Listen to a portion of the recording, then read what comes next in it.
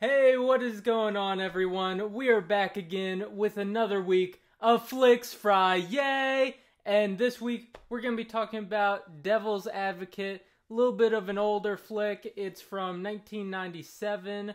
I believe I saw it on Netflix this past weekend, and yeah, so that's what we're going to be talking about. But before we get into it, go ahead, do me a favor, smack that like button, hit subscribe, and let's jump into it.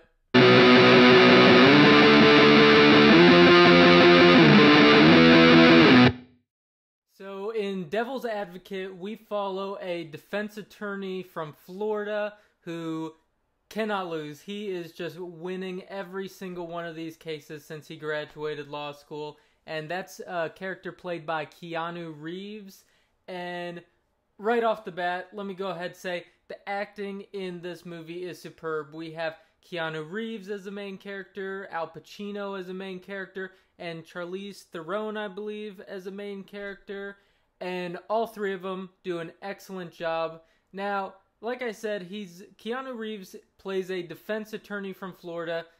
Can't lose, just winning every single case.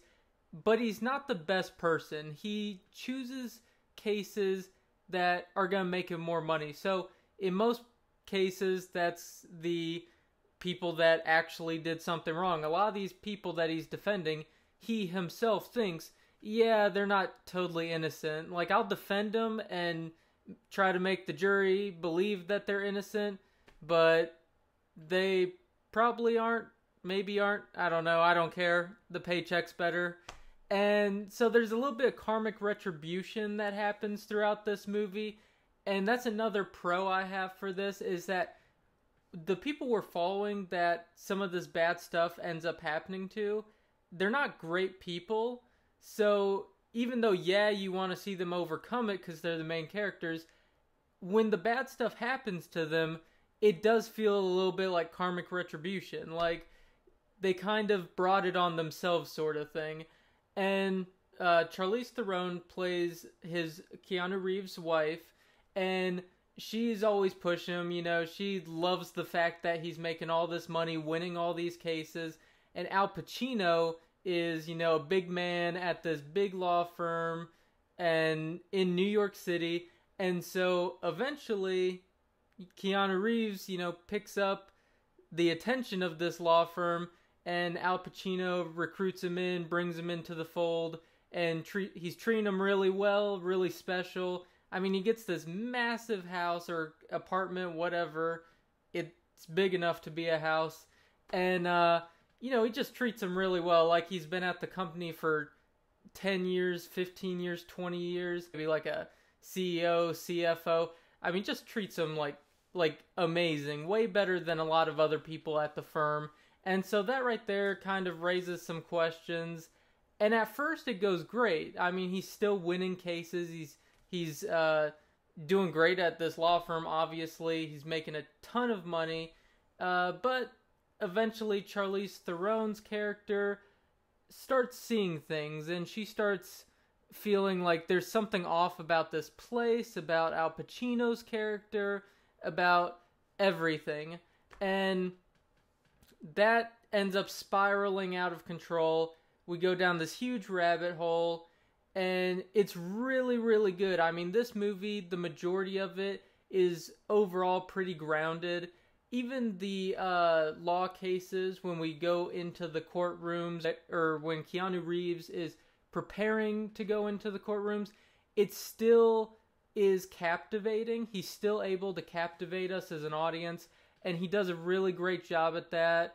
Even though it's not a ton of the movie, we don't spend a ton of time in these courtrooms, it is good that they do captivate us and catch our attention, since that is a major part of this movie, is that he's a lawyer. And it kind of plays on the idea that lawyers aren't necessarily the greatest people in terms of what their intentions are. There's a lot of people out there that feel like lawyers are just kind of scummy and just out for the money. And so this movie kind of plays on that. It really leans into it. And like I said, though, most of the movie is grounded in reality.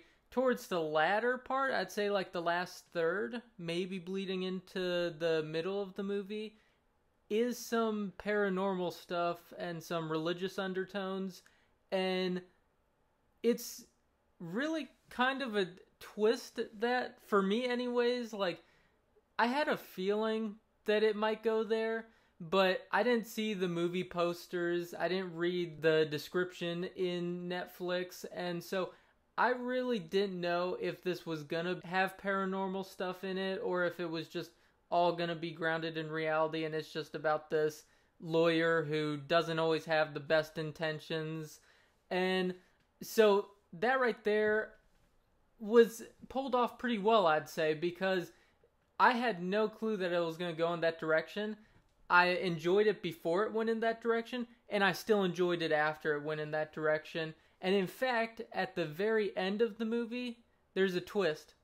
But not just one twist. There's two twists. It's a double twist at the end. How many movies have a double twist at the end? That was awesome. I mean, the first twist, when it happened, I was like, okay, I see what they're doing now. Like, I like this ending. This is good. And then it had another twist after that where I'm like, now I really like this ending.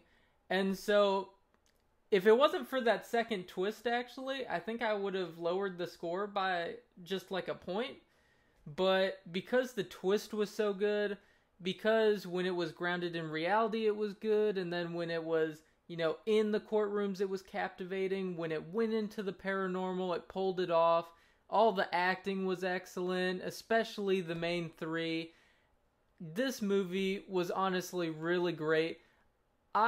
Because of that double twist, I honestly don't have anything negative to say about this. I don't have any cons written down. This movie was really good. Now, keep in mind, I'm not saying this is the greatest movie of all time. I mean, by now, some of the CGI is dated. There's one scene in a park, and there's some paranormal characters that are in the mix during that scene, and the CGI is a little bad. It's a little laughable. But with that being said, it was 1997, so I'm not going to hold it against that. If it had come out, 2015, then I'd be like, okay, that's some bad CGI. Gonna have to dock a point or two for that. But because it came out in 1997, the CGI, as far as I'm concerned, it's pretty good for 1997. The story's excellent. The acting's excellent. The ending's great. One of the better endings. One of the most surprising endings, in my opinion, because of that double twist. The first twist you'll probably see coming, and then the second one you probably won't. I didn't, at least.